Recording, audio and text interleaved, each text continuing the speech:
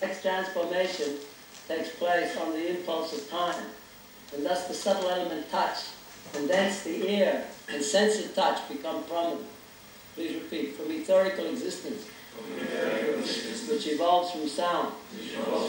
The next transformation takes place on the impulse of time, and thus the subtle element touch, and thence the ear and sense of touch become prominent. In the course of time, when the subtle forms are transformed into gross forms, they become the object of touch. The objects of touch and the tactical sense also develop after this evolution in time. Sound is the first sense object to exhibit material existence. And from the perception of sound, touch perception evolves. And from touch perception, the perception of sight. That is the way of the gradual evolution of our perceptive objects. Please repeat. Oh, well, that was the purpose. Okay. Om Agyanitamirandasya Jnana Salakaya Chaksurum Militam Yena Tasmai Sri Gurave Namaha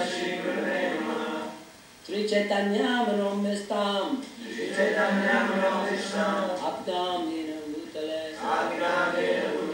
Swayam Rupa Vikamaya Vedantikam Swayam.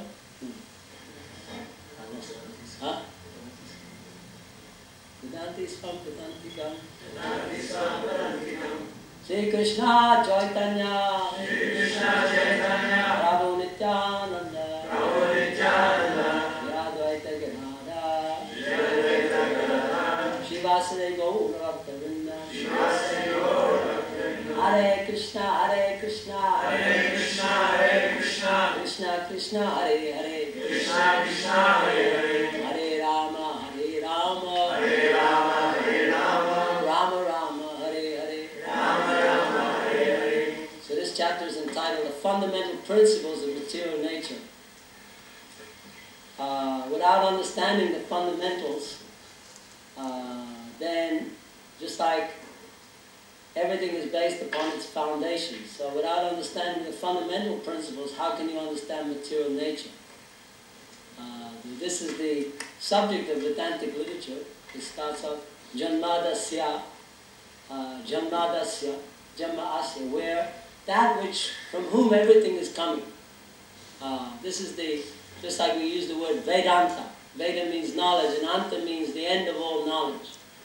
So knowledge has to have an end. There's the end of knowledge. So the Vedic literature is dealing with the conclusion of all knowledge. Knowledge must be conclusive. Otherwise, it's not serviceable. You understand? Knowledge is, like everything else in the material world, is used in our service. We use everything in our service.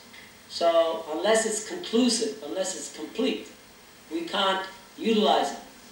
Just like if you don't know how to cook, it doesn't matter how nice a cooker you've got and how many pots are there and how many ingredients are there, but because it's not serviceable.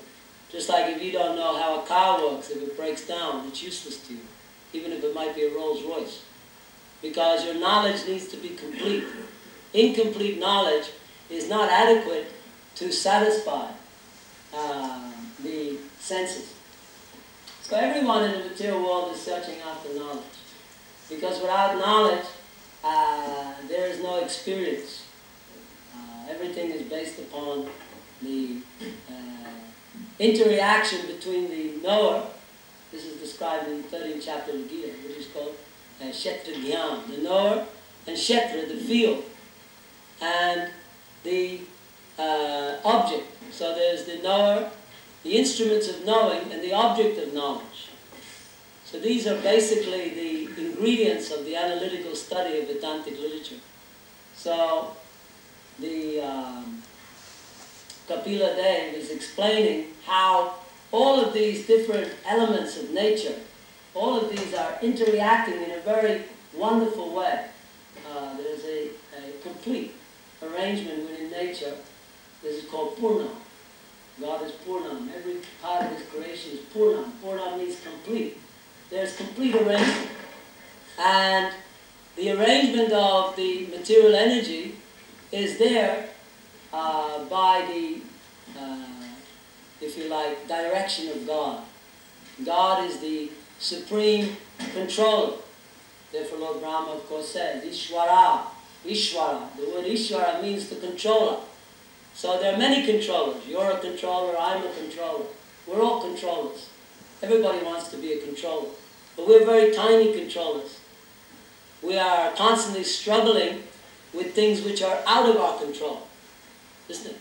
Things which are not within our control, therefore there is conflict of interest. Because we want to bring everything into our control. We want to capture the water, just like we tried to capture some water. But it turned out to have too much sulfur. So we're now, again, devoid of water. So we want to capture the wind. We want to capture, just like that man's putting up big wind funnels. We want to capture the wind. We want to capture the sky. We want to capture the earth.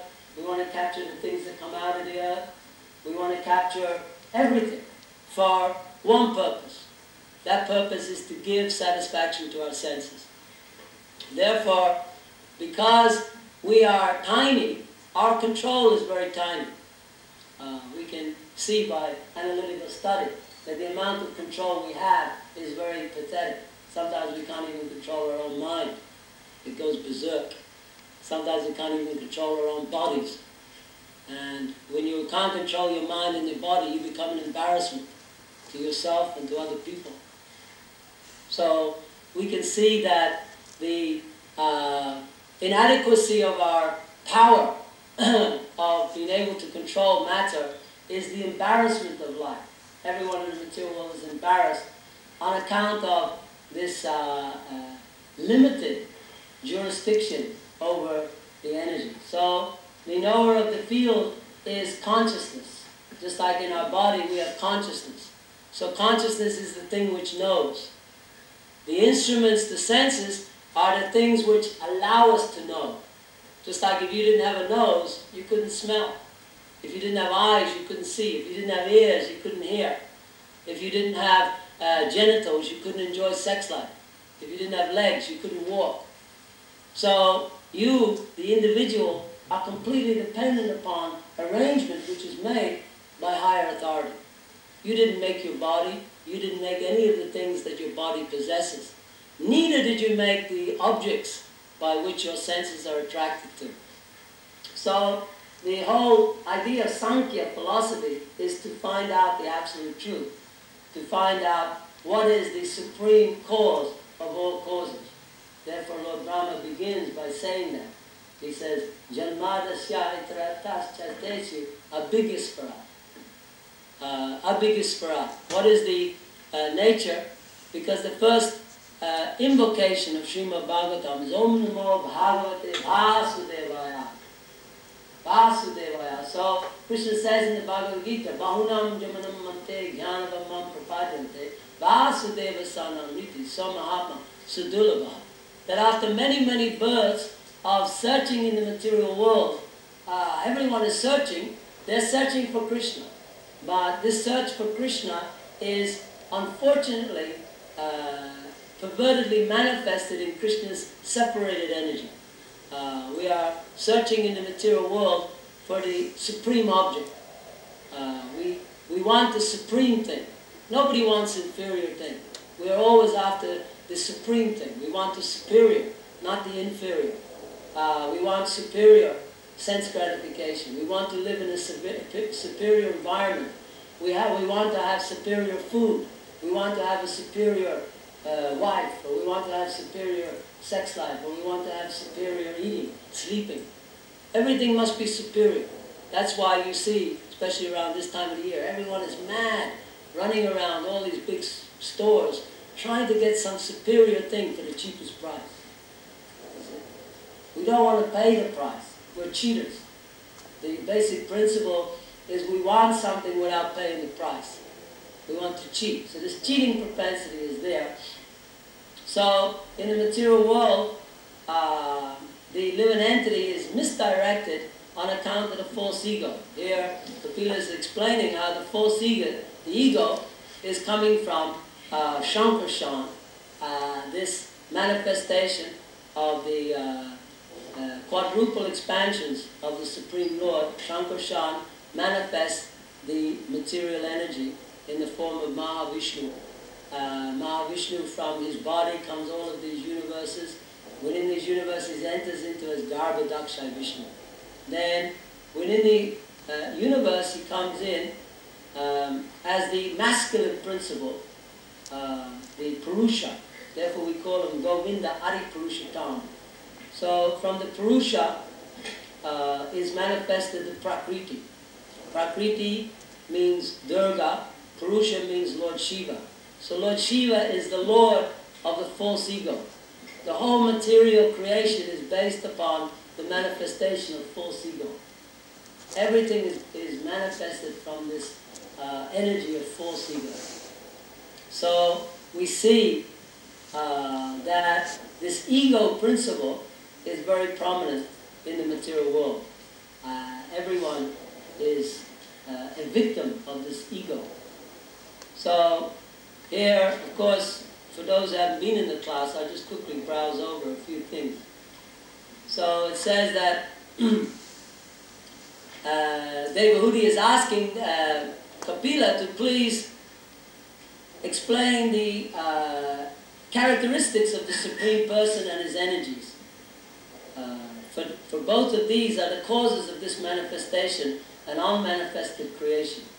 So this is the two aspects. There is the manifested aspect, the three modes of material nature, and the unmanifested aspect is known as pradhana. The aggregate elements, namely the five gross elements, the five subtle elements, the four internal senses, the five senses for gathering knowledge, and the five outward organs of action are known as the pradhana. So pradhana is the, if you like, the resting place of all energy, material energy. And of course, we can understand that all energy is coming from Brahman. This Brahman is the bodily effulgence of the Supreme Personality of God. So the whole material creation is resting in the effulgence of God. There are five gross elements, namely earth, water, fire, and ether. There are also five subtle elements: smell, taste, color, touch, and sound. The senses for acquiring knowledge and the organs for action number 10. So here we see that these are scientifically broken down. That the auditory sense, the sense of taste, the tactile sense, the sense of sight, the sense of smell, the active organs for speaking, the active organs for working, and those for traveling, generating, and evacuating. These are the senses of the living entity, and each one of those, of course, are related to the cosmic manifestation. Everything has interrelationship. This is the meaning of completeness, that just like we are dependent upon air, but air is there throughout the entire creation. Earth, water, fire, air. So the senses are made up of these elements, just like the tongue. The tongue is tasting, so it requires water. If you don't have water, then the saliva, you have to have saliva on the tongue. There's always saliva on the tongue, because the interaction between water and taste is intimately united. So all of these things are, if you like, all relatively related to each other. But ultimately, we can understand that the variegatedness of the material world is a manifestation of the transcendental potencies of the Supreme Personality of Godhead. An example is used, just like the cobweb of the spider. The spider's cobweb is coming from the spider, but the cobweb has nothing to do with the spider. You can't say that when you touch a cobweb, you touch the spider, isn't it? But the energy itself is coming from the spider. So, therefore, this is called Achintya Shakti. Achintya Shakti means inconceivable, just like scientists, they're studying spiders in a very big way. You know why? Because the actual power, the strength of the web is something like 10 times stronger than steel.